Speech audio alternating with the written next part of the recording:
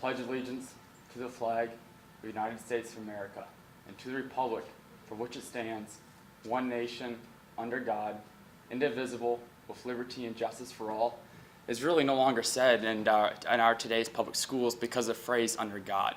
And many people argue that it is actually because of what Jefferson said based upon separation of church and state. However, little do we know because of the lack of education we have, is this actually is a hindrance of our First Amendment. Is that, we really misconceive of what the Founding Fathers were truly fighting for when they signed the Declaration of Independence and the actual, the country's doctrines. And after doing a lot of research, I kind of found where the discrepancy lied, and that was really in the separation of church and state clause that Jefferson had, and which really isn't, like I said, in any of that country's doctrines. And, so with that, of, doing various amounts of research, hearing speakers like Rick Green, he used to be a congressman over in Texas, who's known as the guy with the most knowledge of the Constitution to date. And, really my personal experience, even in Scotland, really relates to the reasons why, the under God clause is actually more important than we truly realize. So what we're going to do here in about the next 7 minutes or so, we're going to kind of take a quick journey back in time to visit the Puritans, George Whitefield, and the founding fathers such as Thomas Jefferson and Benjamin Franklin. And at the end of it, I really want to show you that we really do need to implement education starting in grade school all the way up, to graduate school, just like a math or science that we're mandated to take.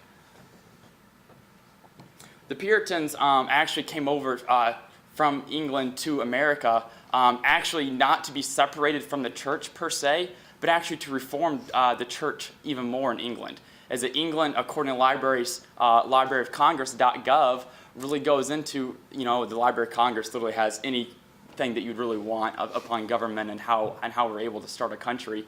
And they really talked about how the Puritans came over because the Catholic Church, the English Church was battling between whether they want to be a Catholic or Protestant. And they're battling back and forth, and so many people were being killed. And they didn't want that type of lifestyle. So they actually fled, and PBS, they actually did a great documentary that I saw on pbs.org. And in that documentary, they actually really talked about how the Puritans actually wanted stronger biblical principles than the English church actually truly wanted. So they didn't come over to be separated from the church per se, but actually to reform the English church that much more. And a lot of us forget that sense of it.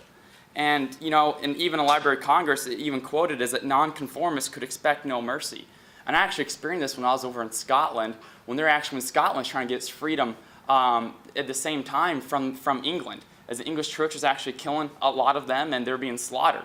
And Charles I, as you can see, was eventually beheaded because of the torture that he was putting people through based upon their religion.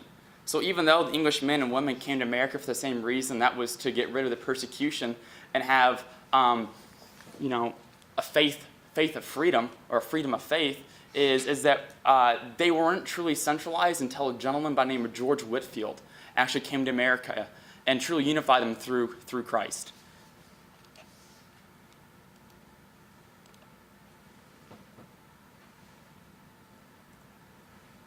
And George Whitefield was actually a preacher from England and actually truly sparked the Great Awakening.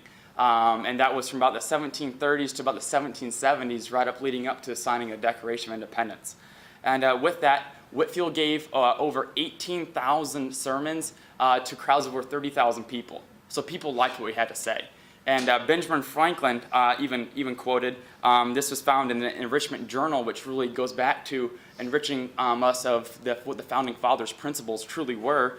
Benjamin Franklin even stated as it was wonderful to see the change soon made to the manners of our inhabitants, as that he liked the change that the inhabitants were having, and they were able to rally by, and they were actually sparked the Founding Fathers to start fighting for the freedoms that we have today. And we all forget that true sense of what actually made them become unified. And because of George Whitefield and the impact he had, as they actually started going to Christ Church, which is the first church in America, is found in Philadelphia. I heard Rick Green talk about this at a leadership conference about how important it is for us to realize is that the importance of Christ Church is that the Founding Fathers would congregate there and meditate and pray to make sure that our country's doctrines lined up with things so people could actually practice faith with freedom. Is that they were able to say, God. They were able to pray in school no matter what their faith were because they were afraid of that they would be persecuted again. And they didn't want that same type of lifestyle that they had in England and Scotland where people were being slaughtered. So even TripAdvisor.com talks about the importance of Christ Church and was a congregating center for our founding fathers.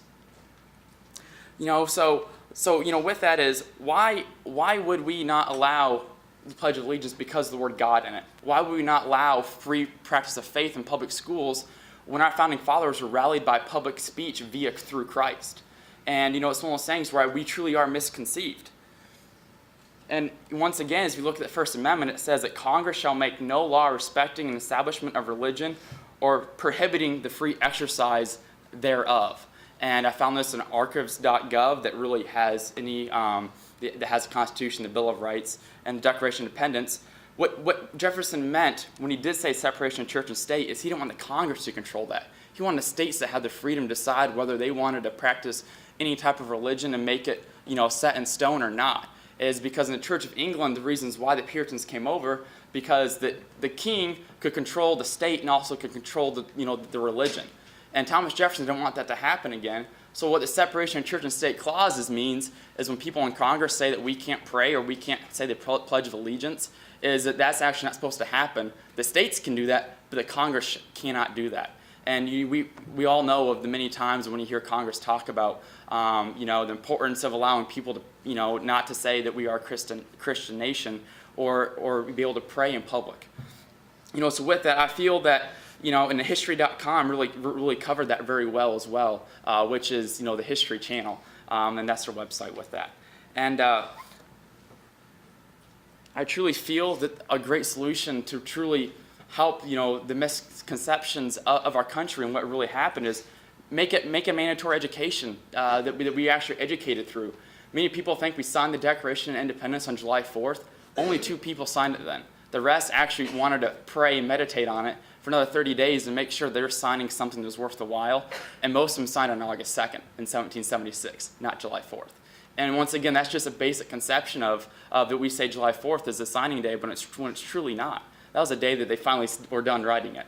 And Benjamin Franklin even stated, who was the eldest founding father, he stated that towards the University of Pennsylvania, that Christianity should always be taught at the university's history classes, not their theology classes. And that was actually found on Faith and Freedom, Philadelphia faithandfreedom.com, which really looks at why Philadelphia became the first capital of our country.